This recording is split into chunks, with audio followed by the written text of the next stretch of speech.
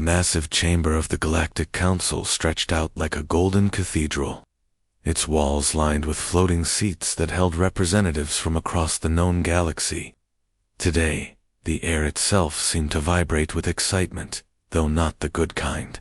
It was the excitement of predators circling wounded prey, and everyone knew exactly who that prey was supposed to be. Rebecca Martinez had been sitting in the same chair for over 3 hours, her back straight and her hands folded neatly on the table before her. At 62 years old, she had spent nearly half her life representing humanity in these chambers, and her face showed the patience that came from decades of careful diplomacy.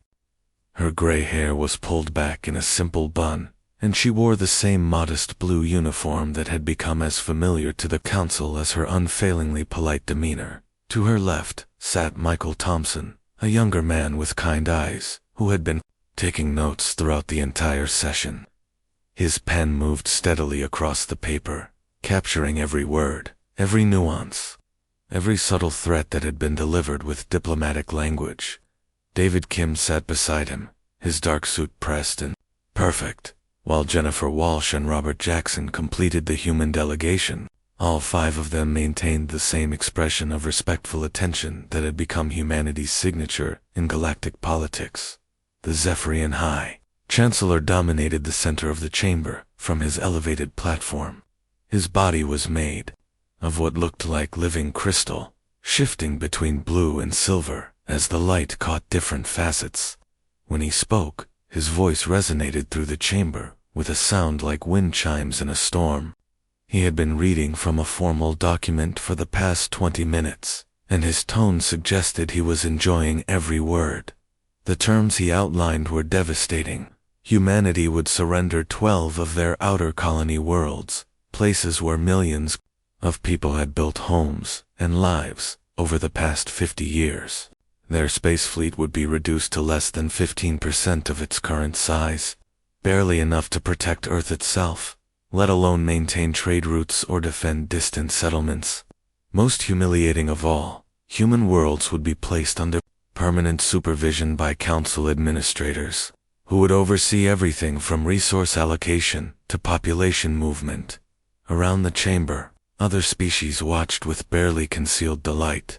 The Korvaxi delegation occupied a section of seats designed for their insect-like bodies, and their Warprim kept making sharp clicking sounds with his mandibles whenever a particularly harsh term was announced.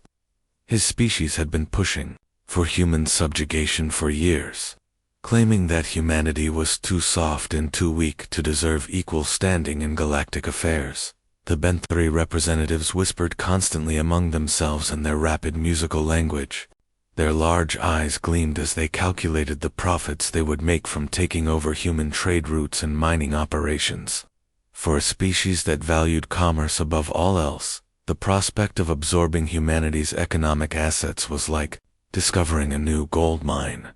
Even the ancient ethereals, usually so dignified and aloof that they barely acknowledged other species existed, seemed satisfied with the proceedings. Their translucent forms flickered with what might have been approval as each new restriction was announced. They had never liked humanity's tendency to question established traditions and ask uncomfortable questions about the way things had always been done.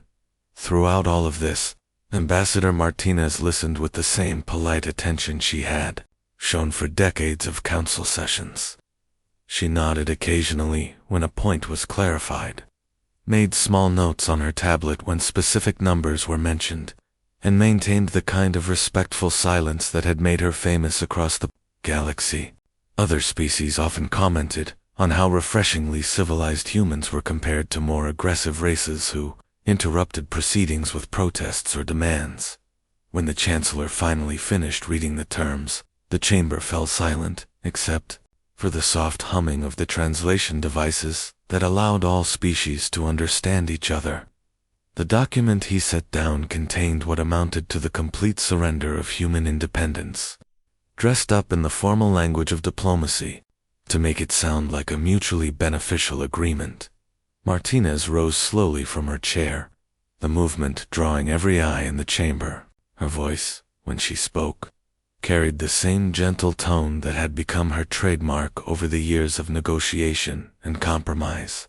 She requested a brief recess to consult with her government on Earth, explaining that such important terms required careful consideration and discussion with the appropriate authorities. The request was perfectly reasonable and entirely expected. After all, humanity had never made a major decision without extensive consultation and debate. The Chancellor granted the recess with gracious magnanimity, as if he were doing humanity a tremendous favor by allowing them time to accept their defeat properly. Other delegates began rising from their seats, stretching and chatting among themselves as they anticipated the formal ceremony of human surrender that would follow the break. As the human delegation gathered their materials and prepared to leave for their private consultation room, the chamber filled with the satisfied murmur of species who believed they had successfully put an upstart race in its proper place. After 53 years of what they saw as excessive human influence in galactic affairs, the natural order was finally being restored. None of them noticed the subtle change in Ambassador Martinez's posture as she walked toward the exit, or the way her usual apologetic smile had been replaced by something that looked remarkably similar but felt completely different. The council chambers transformed into something resembling a victory celebration. The moment the human delegation stepped out for their recess, delegates who had maintained formal diplomatic postures for hours suddenly relaxed, their true feelings bubbling to the surface like water breaking through a dam. The air filled with excited chatter in dozens of different languages, all centered around the same theme of human defeat. Warprime Korvaxi stood at the center of a growing crowd of admirers, his chitinous exoskeleton gleaming under the chamber lights as he gestured dramatically with his forearms. His voice carried across the room as he recounted what he called the greatest diplomatic victory in recent galactic history. He described how humanity had always been too soft for real politics, too concerned with hurt feelings and fair treatment, to understand how power actually worked in the universe. The other Korvaxi delegates clicked their approval, a sound like dozens of castanets playing at once. They had been pushing for this moment for decades, arguing in private sessions that humanity represented a dangerous precedent of weakness in galactic leadership, a species that apologized when others insulted them, that offered compromises when they should have demanded tribute, had no business holding important positions in the council hierarchy. Across the chamber, the Ben 3 delegation had spread out detailed holographic displays showing mineral wealth projections from the human colonies they would soon control. Their compound eyes, each containing hundreds of individual lenses, reflected the golden glow of profit calculations as they worked out extraction schedules and shipping routes. Trademaster Ben Thrivix rubbed his hands together in a gesture that looked almost human, except for the extra joints in his fingers. One of the younger Ben 3 delegates pulled up maps of human agricultural worlds, pointing out the vast grain fields that fed billions across multiple star systems. Within months, those resources would be flowing through Ben 3 trade networks instead of human ones. The profits would be extraordinary, especially since they would no longer need to negotiate fair prices with human suppliers. The ethereal delegation maintained their usual dignified silence, but even they showed signs of satisfaction. Their translucent forms flickered with colors that their species used to express complex emotions, and those who understood ethereal body language could see they were pleased. For centuries, they had watched younger species, like humanity, challenge traditional ways of doing things, asking uncomfortable questions about ancient practices and suggesting changes to systems that had worked perfectly well for thousands of years. Elder, ethereal Prime Azareth floated slightly higher than his companions, his form shifting through shades of deep purple that indicated deep satisfaction. Humanity had been far too curious about things that did not concern them, too willing to investigate matters that were better left alone. Now they would learn to focus on their own affairs and leave galactic governance to species with proper experience. Meanwhile, in the secure communication room reserved for the human delegation, a very different scene was playing out. The room itself was small and windowless, designed for absolute privacy, with walls that could block any known form of surveillance or eavesdropping technology. Ambassador Martinez sat alone at a simple metal desk, her fingers moving quickly over the quantum communication device that connected her directly to Earth. The device looked deceptively simple, resembling nothing more than a black cube about the size of a book. But inside that cube were quantum processors that could send messages across thousands of light years in the time it took to blink. The technology behind it was something most species in the galaxy could barely comprehend, let alone duplicate. Martinez typed her message with steady fingers, each word chosen carefully, despite the brevity of the communication. She had spent her entire career hoping this moment would never come, praying that diplomacy and patience would eventually win out over aggression and greed. But hope and prayer had their limits, and today those limits had been reached.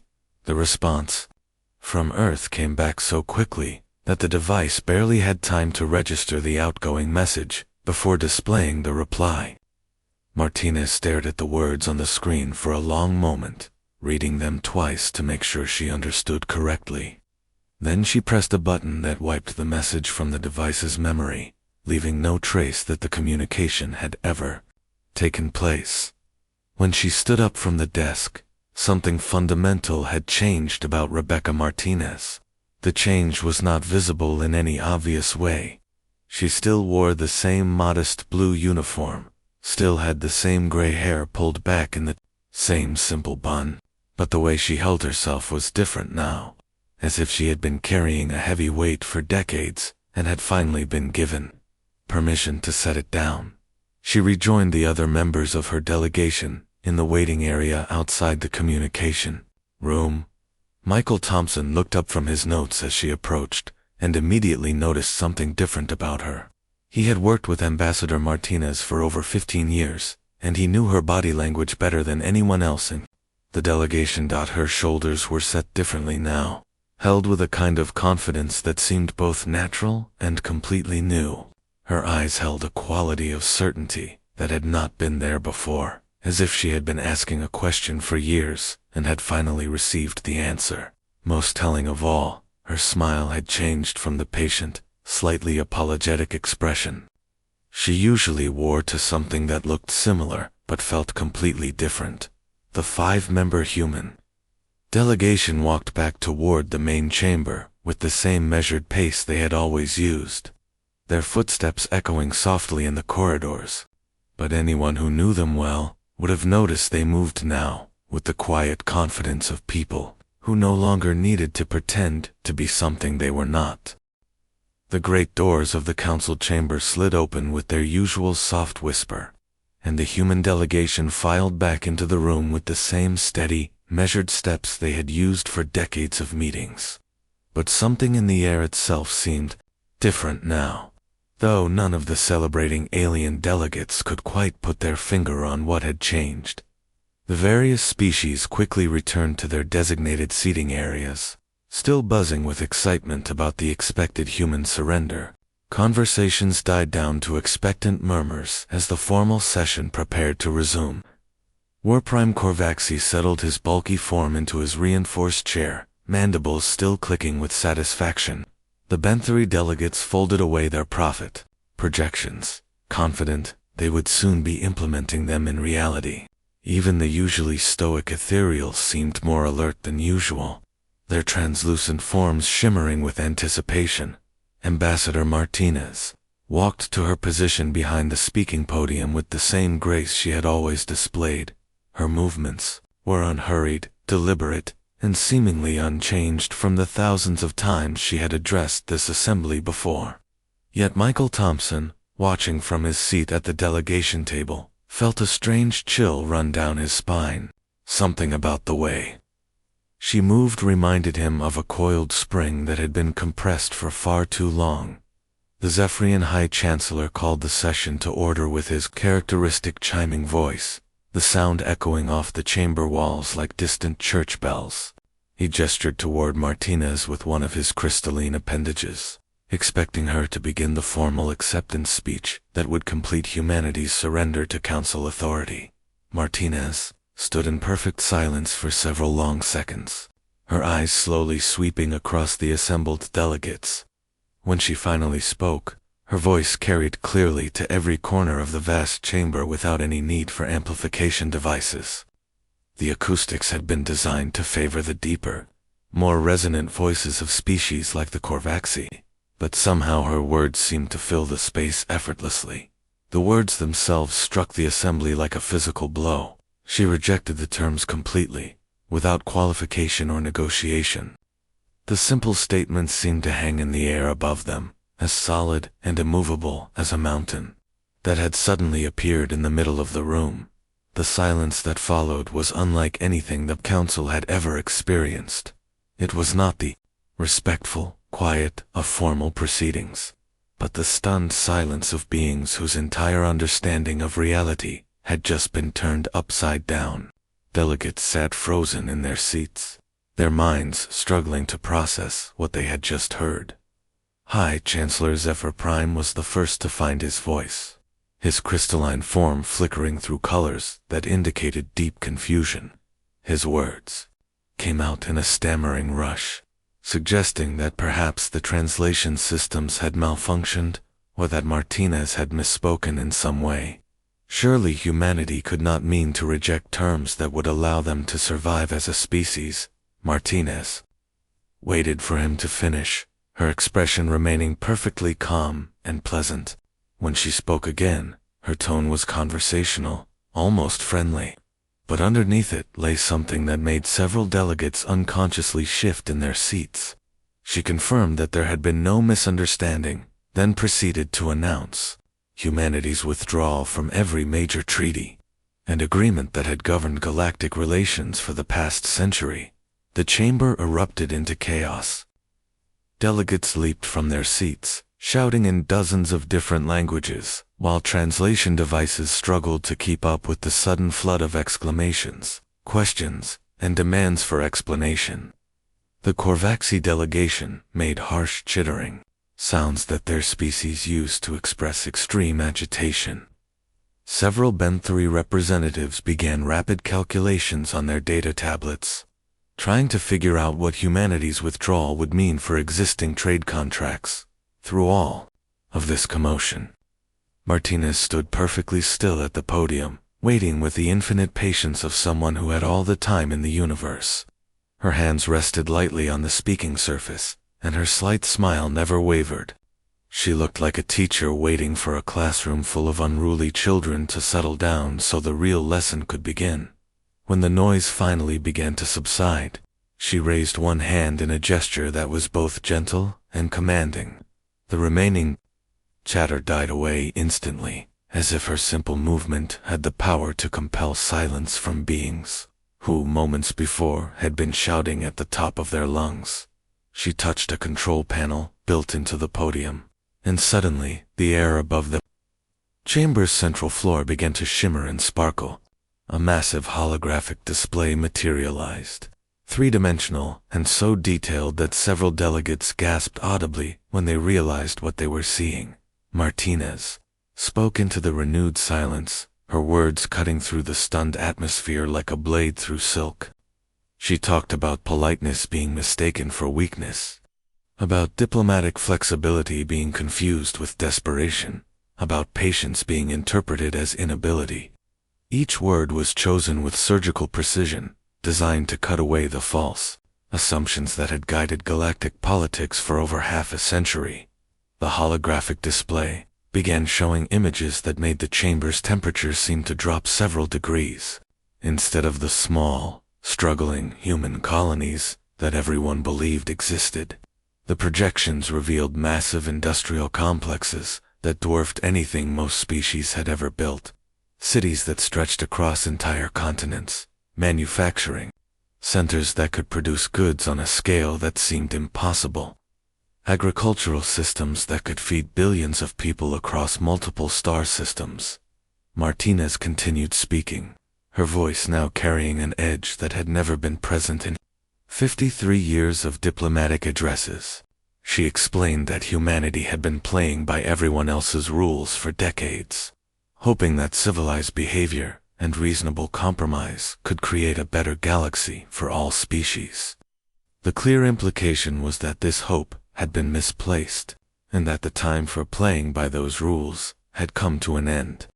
The massive holographic display floating above the council chamber began cycling through images that seemed to rewrite everything the assembled delegates thought they knew about the galaxy. Each new projection brought gasps of disbelief and horror from different sections of the chamber, as the comfortable lies they had told themselves for decades crumbled before their eyes. What everyone had believed to be small human farming settlements on distant worlds were revealed as sprawling industrial centers that stretched beyond the horizon. The images showed factories the size of mountains, production lines that seemed to go on forever, and transportation networks that connected entire continents. Workers moved in organized patterns that spoke of efficiency on a scale that most species could barely imagine. One particularly shocking image showed what the council records listed as New Terra Agricultural Station 7. Instead of the modest farming community they expected, the hologram revealed a planet-spanning manufacturing complex with billions of workers living in gleaming cities that rose like silver spires from carefully maintained parklands.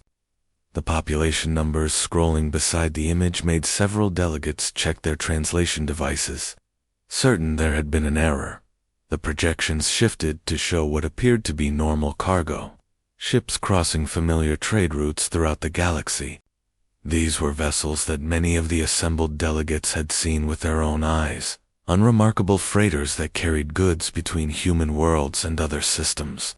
But now, the hologram peeled away their outer hulls, like removing the shell from an egg, revealing military hardware that made the Warprime's mandibles stop clicking entirely, hidden weapon systems that could level cities, defense shields that could withstand direct hits from battleship cannons, engine systems that could accelerate these disguised warships to speeds that most military vessels could never match. Dozens of these ships had been traveling regular commercial routes for years, and nobody had suspected they were anything more than civilian transports. The revelation that stunned the council most completely came when the display showed what they had dismissed as minor human research stations scattered throughout unexplored regions of the galaxy. These installations, which council records listed as small scientific outposts studying stellar phenomena or conducting basic archaeological surveys, were exposed as sophisticated spy networks that had been watching everyone for decades. Listening posts, disguised as weather monitoring stations, deep space telescopes that were actually surveillance equipment capable of intercepting communications across multiple star systems, archaeological teams that had been systematically mapping the defensive capabilities and resource locations of every major world in council space. Warprime Corvaxi had been growing, increasingly agitated as each new revelation unfolded before the assembly. His forearms gestured wildly as he tried to process the implications of what he was seeing. Finally, his warrior instincts overcame his diplomatic training, and he rose from his seat with emotion that every member of his species would recognize as a challenge display. His voice boomed across the chamber as he accused humanity of impossible deception and demanded to know how such massive military preparations could have remained hidden for so long. His mandibles clicked rapidly in the rhythm that Corvaxi used when preparing for battle, and his exoskeleton began to darken with the color changes that signaled extreme aggression. Ambassador Martinez continued looking at the holographic display, as if the Warprime had not spoken at all. When she finally responded, her voice carried across the chamber with the same conversational tone she might use to comment on the weather. She told him to sit down with the kind of calm certainty that made it clear this was not a request or a suggestion, but simply a statement of what would happen next. Then she delivered information that drained the color from the Warprime's exoskeleton and made him sink back into his chair as if his legs had suddenly stopped working. The Corvaxi homeworld the most heavily defended planet in their entire empire, was completely surrounded by human warships that had been waiting in the outer system for months. Without being detected, the implications hit every delegate in the chamber like a physical blow. If humanity could place nearly 50 warships around the Korvaxi homeworld without anyone noticing, then nowhere in the galaxy was beyond their reach. Every world, every fleet, every supposedly secure location could already be under human observation or within range of human weapons. Michael Thompson rose from his position at the delegation table with the same measured dignity that had characterized every human diplomatic gesture for decades. But now that composure seemed less like politeness and more like the professional calm of someone delivering a medical diagnosis or a legal judgment. He gestured to a new section of the holographic display, and images began appearing that made delegates throughout the chamber shift uncomfortably in their seats. These were not images of human capabilities, but detailed documentation of secrets that each species thought they had successfully hidden from the rest of the galaxy. Korvaxi, worlds that officially claimed to be centers of cultural preservation, were shown to contain massive labor camps where captured members of other species worked under conditions that violated every treaty the Korvaxi had ever signed. The documentation was complete, showing guard towers, prisoner barracks, and production quotas that made it clear these were not cultural sites, but industrial slavery operations. Ben-3 trade manipulation schemes that had caused food shortages across dozens of independent worlds were laid out in exhaustive detail. Price-fixing agreements, artificial scarcity programs, and market manipulation tactics that had resulted in starvation and economic collapse for civilizations that had trusted Ben-3 trade representatives. Most shocking of all were the medical experiments that the ancient ethereals had been conducting on what they classified as lesser developed species. The images showed laboratory facilities hidden on remote worlds where members of younger species were subjected to procedures that violated every principle of medical ethics that supposedly governed civilized behavior. Thompson's voice carried clearly through the stunned silence as he explained that humanity had been documenting these activities for decades, hoping that they would never need to use such information. They had believed that eventually the better nature of galactic civilization would prevail, and that such activities would cease on their own. Ambassador Martinez turned away from the holographic display to face the assembly directly. Her words fell into the absolute silence like stones dropping into still water. Humanity knew everything. They had been watching, recording, and preparing for decades, all while maintaining the polite fiction that their fellow council members were acting in good faith. The comfortable world of galactic politics, built on the assumption that humanity was too weak and too naive to pose any real threat, had just collapsed completely. In its place was the terrifying realization that they had been playing a game where only one side knew the actual rules. The sound of Ambassador Martinez's footsteps on the polished floor of the council chamber seemed unnaturally loud in the complete silence that had fallen over the assembly.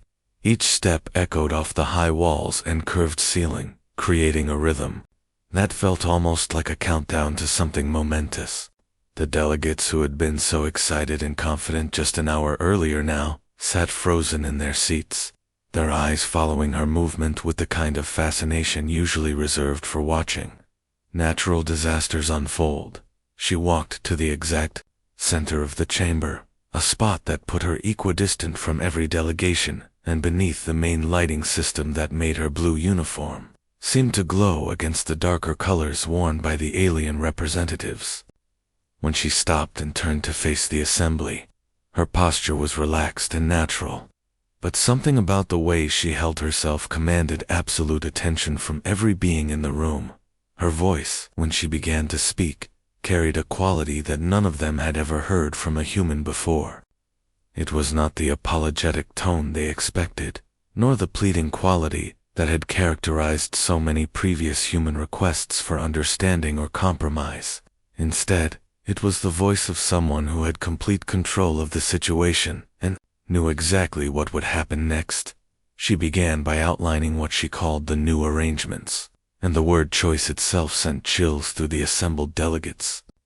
These were not negotiations, or proposals, or suggestions for consideration. They were instructions being given to subordinates who had no choice but to comply. The forced labor operations that the Korvaxi had hidden behind cultural preservation laws would end within 30 standard days. As she spoke these words, Martinez looked directly at Warprime Korvaxi, who seemed to shrink into his reinforced chair under her steady gaze. She explained that humanitarian vessels were already traveling toward those worlds, equipped with everything needed to help the prisoners transition to freedom and begin rebuilding their lives.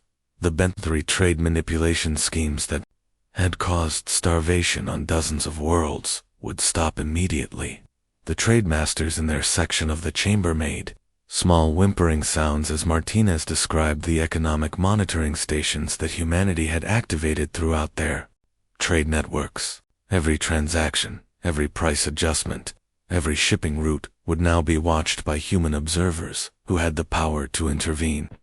If they detected any attempts to resume the old practices, most shocking of all, the medical experiments that the ethereals had been conducting in secret would cease at once. Elder Ethereal Prime Azareth flickered through colors that indicated deep shame as Martinez explained that human medical ships were already en route to provide care for the victims of these unauthorized procedures. The ancient species that had considered themselves above the moral concerns of younger races was being treated like criminals who needed immediate supervision. Martinez paused in her recitation of terms, allowing the silence to stretch until it became almost unbearable. Several delegates shifted nervously in their seats, the small sounds they made seeming abnormally loud in the profound quiet. She used this moment to let her eyes move slowly across the entire assembly, making brief contact with representatives from every major species present. When she spoke again, her tone became almost conversational, as if she were explaining something to children who had misunderstood a simple concept.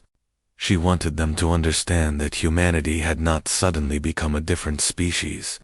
They were still the same people who had brought coffee and pastries to late-night negotiation sessions, who had said please and thank you even when their suggestions were ignored or dismissed, who had consistently chosen diplomatic solutions over military ones. Even when force might have been more effective, the preference for cooperation over conflict remained unchanged. The desire to find peaceful solutions to complex problems was still as strong as ever.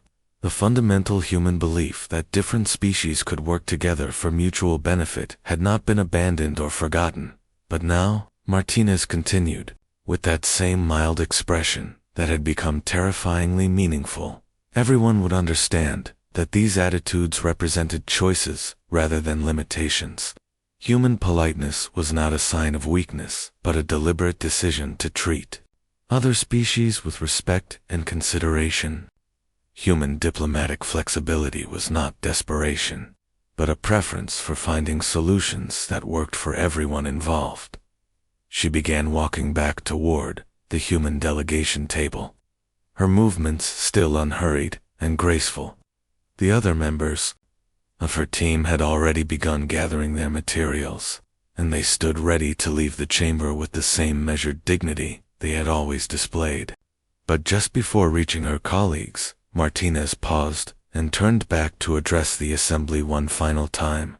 Her words about continuing to be courteous and diplomatic with species that could be trusted with such consideration offered a glimpse of hope to those delegates who were beginning to understand the new reality. But her casual shrug when discussing what might happen to those who could not earn such trust was more frightening than any direct threat could have been. The warning about humanity's polite mode being disengaged was delivered with the kind of understated menace that made it clear this was not an empty gesture or diplomatic bluffing. The assembled delegates had just witnessed the complete transformation of galactic politics, and the suggestion that there were even more dramatic changes possible if the current lesson was not properly learned left them contemplating possibilities too terrible to fully imagine. As the 5 members of the human delegation filed out of the chamber with their familiar steady pace, the hundreds of alien representatives were left to absorb the fact that their understanding of the universe had been completely wrong for over 50 years. They had not been dealing with weak humans who could be bullied and manipulated. They had been dealing with polite humans who had chosen to restrain themselves. The difference between those two things would reshape everything they thought they knew about power, diplomacy, and survival in a galaxy where humanity was no longer pretending to be something it was not.